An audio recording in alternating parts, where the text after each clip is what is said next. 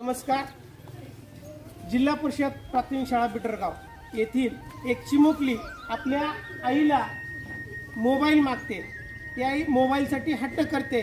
ती आपल्या आईला कशा पद्धतीने समजावून सांगते ते आपण पाहूया. तर मग चला मित्रांनो, आपण ही चिमुकली कसं आपल्या आईला समजवते ते पाहूया.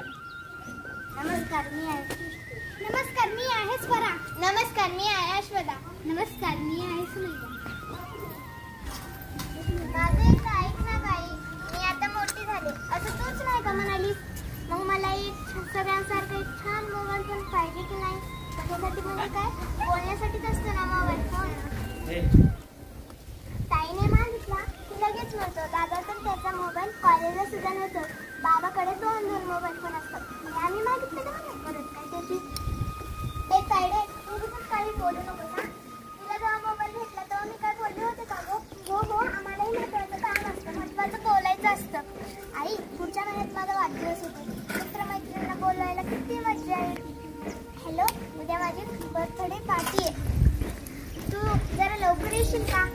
ना गुड, गच्चीवरच आहे. हो, आता सगळ्यांना फोनवरच काय असते.